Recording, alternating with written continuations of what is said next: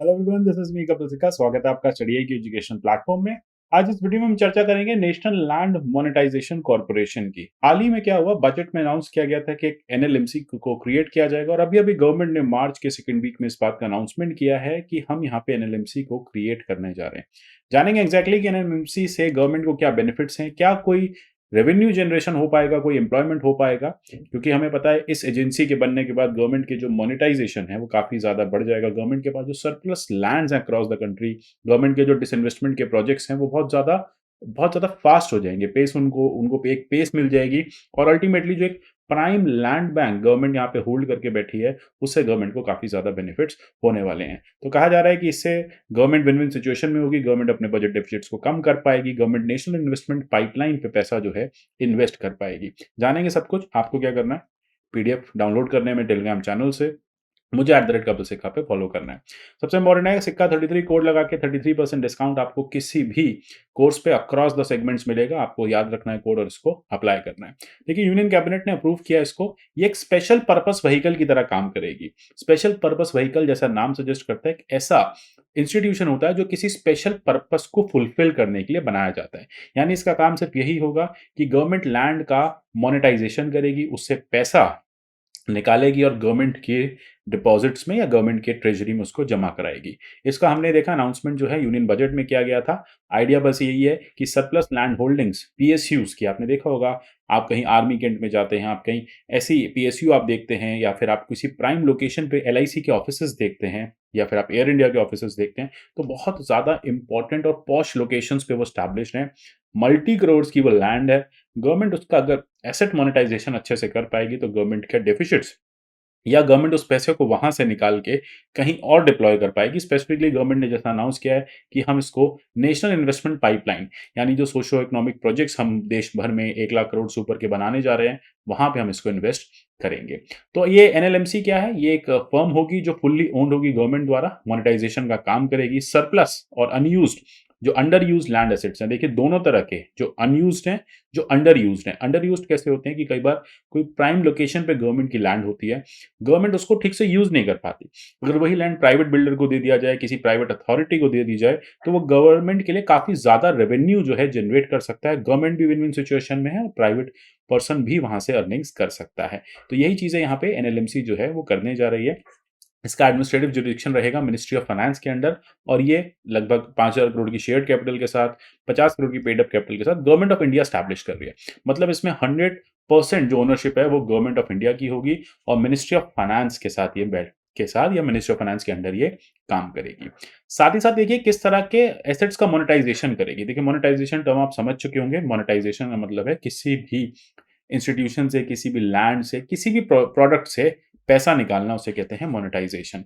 अब यहाँ पे सीपीएसईज के लिए भी काम करेगी, कॉर्पोरेशंस के लिए भी काम करेगी, उन कंपनीज के लिए भी काम करेगी जिसका स्ट्रैटेजिक डिसइन्वेस्टमेंट हो चुका है या फिर जिसने ऑपरेशंस करने बंद कर दिए। जैसे कि आप देख रहे हैं एयर इंडिया जो है वो प्राइवेटाइज किया जा चुका है। एयर इंडिया के पास एक काफी बड़ा दिल्ली में, सेंट्रल दिल्ली में लैंड बैंक है, साउथ दिल्ली में लैंड बैंक है, एयरपोर्ट के आसपास लैंड बैंक है।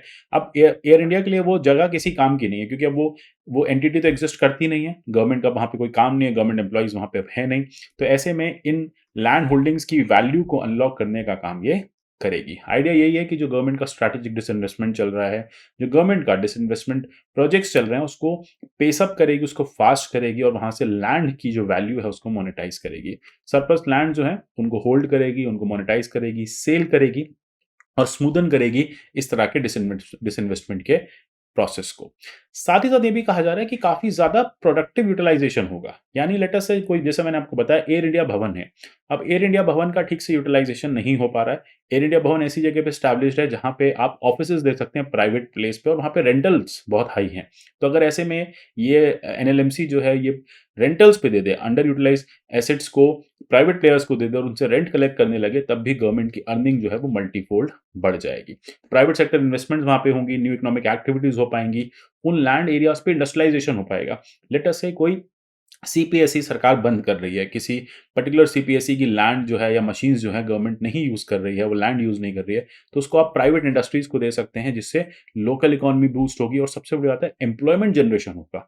आपसे पूछा जा सकता है कि क्या एनएलएमसी एम्प्लॉयमेंट जनरेशन करेगा? बिल्कुल, ये एक तरह से एम्प्लॉयमेंट जनरेशन भी करेगा, गवर्नमेंट के लिए फाइनेंशियल रिसोर्सेज भी जोड़ेगा, इकोनॉमिक और सोशल इंफ्रास्ट्रक्चर को भी बनाएगा, मैनेज भी करेगा, मोनेटाइज भी करेगा। इसके साथ-साथ इसको एक और फंक्शन दिया गया है एडवाइजरी का।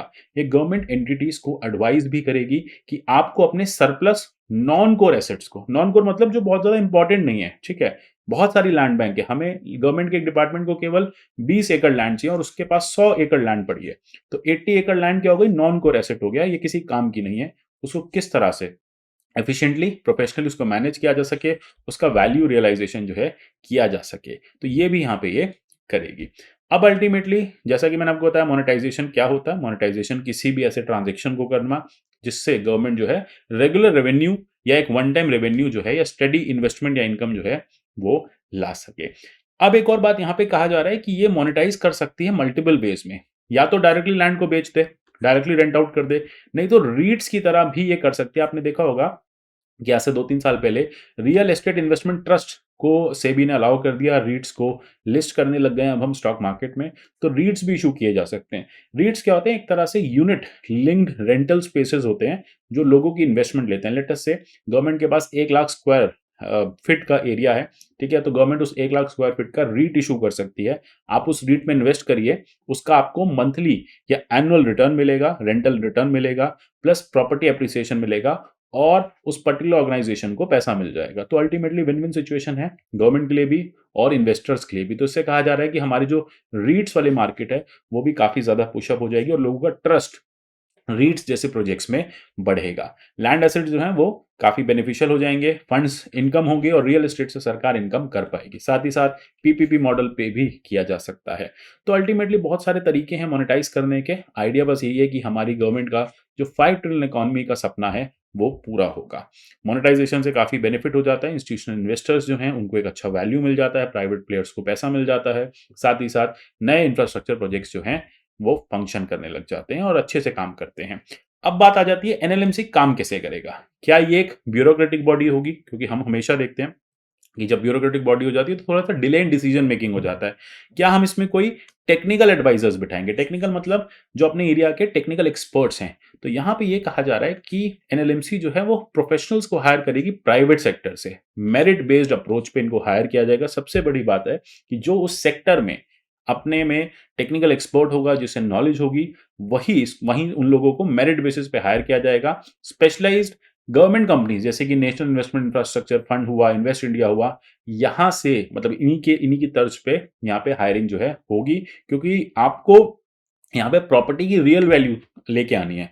तो हो सकता है गवर्नमेंट आने वाले टाइम में कुछ इंटरनेशनल जो प्रॉपर्टी एक्सपर्ट्स हैं, जो इंटरनेशनल प्रॉपर्टी कंपनीज हैं, एजेंसीज हैं, उनको हायर कर सकती है, जो लैंड मैनेजमेंट एजेंसीज हैं उनको हायर कर सकती है, जिनके पास रिलेटेड स्किल सेट है, जिनके पास लीगल डिलीजेंस है कि कोई लीगल इशू ना हो, सेल करने में मैक्सिमम पैसा कैसे निकाला जा सकता है। तो कहा जा रहा है ये पहली बार सरकार एक ऐसी कंपनी भी बना रही है जिसमें वो ब्यूरोक्रेटिक इंटरफेरेंस बहुत मिनिमम रखेगी, टेक्निकल इंटरफेरेंस जिसे आप कहते हैं वो या फिर टेक्निकल एक्सपर्ट्स जो हैं वो बहुत ज्यादा रखे जाएंगे। तो मोनेटाइजेशन होगा, बेस्ट प्रैक्टिसेस जो हैं वर्ड ओवर से सरकार समझेगी। ये जो एक्सपर्ट्स होंगे ना, ये वर्ड ओवर से आएंगे, ठीक है, या इनका जो स्किल सेट है, इनके पास जो एक्सपीरियंस है वो वर्ड ओवर से आएगा। तो अल्टीमेटली सरकार को ट्रू वैल्यू जो है अपने इस पूरे के पूरे प्रोजेक्ट की मिल पाएगी। कहा जा रहा है इकोनॉमिक सर्वे की अगर इस बार की बात करें, लगभग 3400 एकड़ की लैंड जो है वो इस समय पोटेंशियल मोनेटाइजेशन के लिए डाइपैम के पास रखी हुई है। तो यानी 3400 एकड़ में सरकार काफी ज्यादा पैसा जो है वो ला पाएगी। जैसे कि हम बात करें MTNL, BSNL, BPCL, BNR, BHML, HMT, अब ये जो पीएसयूज हैं मोरलेस बंद हो चुकी हैं, इनके पास काफी बड़ा लैंड बैंक है, तो सरकार इनको लगभग अगर इनको इनकी लैंड को बेच देती है तो सरकार काफी पैसा जोड़ लेगी। कहा जा रहा है अकेले बीएसएनएल ही सरकार को 25,000 करोड़ रुपए दे सकता है अपनी लैंड मोनेटाइजेशन करके। साथ ही साथ अगर रेलवे और डिफेंस मिनिस्ट्री की लैंड जोड़ दी जाए तो काफी बड़ा लैंड बैंक भारत सरकार के पास, मिलिट्री का लैंड, कैंट का लैंड, बेसिकली काफी बड़ा लैंड बैंक है भारत सरकार के पास। लेकिन देखिए एक यहाँ पे चैलेंज भी है। चैलेंज ये है कि काफ़ी आसान नहीं है, जितना दिख रहा है एनएलएमसी को लाना उतना आसान नहीं है। 23 साल से ऊपर हो चुके हैं हमारे यहाँ पे इस पूरे प्रोसेस को चलाते हुए। हम बात करें अगर गवर्नमेंट के डिसइन्वेस्टमेंट की अप्रोच को लगभग 23 साल से सरकार इसे चला रही है। जब से डाइपैम हम लेके आए थे, तब से हम इसको चला रहे हैं। तो अभी तक बहुत इफेक्टिव और एफिशिएंट मोनेटाइजेशन नहीं हो पाया है। तो यहाँ पे बेसिक बात यही है कि क्या गवर्नमेंट वाकई में सीपीएसईज को ठीक से शट कर पाएगी, जिस कॉस्ट पे शट करना चाहिए। इसका एक्सपीरियंस हम एयर इंडिया पे देख चुके हैं कि गवर्नमेंट ने एयर इंडिया के लिए कई बार बिडिंग करी और लास्ट में जाके एक कंपनी हमें मिली और उसमें भी गवर्नमेंट जो पैसा चाहती थी वो नहीं आया। तो अल्टीमेटली बहुत सारी ऐसी कंपनीज हैं जिनके माइनॉरिटी स्टेक्स अपलोड किए जा चुके हैं, जिनमें स्ट्रैटेजिक डिसइन्वेस्टमेंट करनी है। तो ऐसे में क्या सरकार को वाकई में रियल वैल्यू मिल पाएगी, ये क्वेश्चन ऑफ कंसर्न है। साथ ही साथ गवर्नमेंट ऑलरेडी डाइपैम को स्टैब्लिश कर चुकी है। अब डाइपैम के पैरेलल मिनिस्ट्री ऑफ फाइनेंस में एक और ऑर्गेनाइजेशन काम करेगी, एनएलएमसी। अभी दोनों का सेम टास्क है। अगर आप डाइपैम का टास्क देखें तो डाइपैम का टास्क भी एसेट मोनेटाइजेशन ही है, एनएलएमसी का टास्क लैंड मोनेटाइजेशन है। तो लैंड भी एक एसेट है। तो अब यहाँ पे दिक्कत हो जाता है कि डुअल रोल होगा कि अब डाइपैम और एनएलएमसी के बीच में कहीं ना कहीं टर्फ आपको दिखेगा कि दोनों जो हैं वो अपने अपने तर्क रखेंगे और हो सकता है जो प्रोसेस है वो शायद डिले हो जाए। सो अल्टीमेटली इसको लेके गवर्नमेंट को थोड़ा सा ध्यान देना पड़ेगा कि कैसे दोनों ऑर्गेनाइजेशंस एक साथ काम कर पाएगी। साथ ही साथ देखिए सबसे बड़ा चैलेंज ये हो जाता है, गवर्नमेंट ने कई बार पीपीपी मॉडल पे मोनेटाइजेशन मॉडल को खोला, ठीक है, इनफैक्ट रेलवेज के लिए भी किया, लेकिन बहुत ज्यादा लोगों ने इंटरेस्ट नहीं लिया। एयर इंडिया का केस मैं आपको बता ही चुका हूं। तो ऐसे में देखिए मोनेटाइजेशन इतना आसान नहीं है जितना दिखता है। गवर्नमेंट जो है रेवेन्यू राइट्स प्राइवेट प्लेयर्स को दे देगी, ठीक है, साथ ही साथ स्ट्रीम जो है मतलब जो लैंड मोनेटाइजेशन है वो दे दिया जाएगा। लेकिन यहाँ पे ये देखा जाएगा कि क्या वाकई में एक पूरा का पूरा प्रोसेस स्ट्रीमलाइन हो पाएगा, क्या वाकई में जितना पैसा सरकार चाह रही है वो आ पाएगा। कल को कोई डिस्प्यूट होता है, ठीक है, तो क्या डिस्प्यूट रिजोल्यूशन के लिए हमारे पास कोई ऑर्गेनाइजेशन है। लेट अस से गवर्नमेंट ने प्राइवेट प्लेयर को प्रॉमिस किया कि आपको इतनी अर्निंग होगी। अब प्राइवेट प्लेयर को उतनी अर्निंग नहीं हो रही है, वो गवर्नमेंट को स्यू कर देता है, वो प्रोजेक्ट वापस करना चाहता है। तो क्या उसके लिए कुछ है। तो ये सारी चीजें थोड़ी सी टिपिकल हैं। एनएलएमसी आइडिया बहुत अच्छा है, प्रोवाइडेड इसका इंप्लीमेंटेशन उतना ही अच्छा होना चाहिए। तो देखते हैं फ्यूचर में क्या रहता है, एनएलएमसी का कुछ भी अपडेट होगा जरूर आपके साथ चर्चा करेंगे। आपको क्या करना है, सिक्का 33 कोड लगाना है, 33% डिस्काउंट लेना है। मिलते हैं अगले सेशन में, तब तक के लिए goodbye, take care and God bless you all.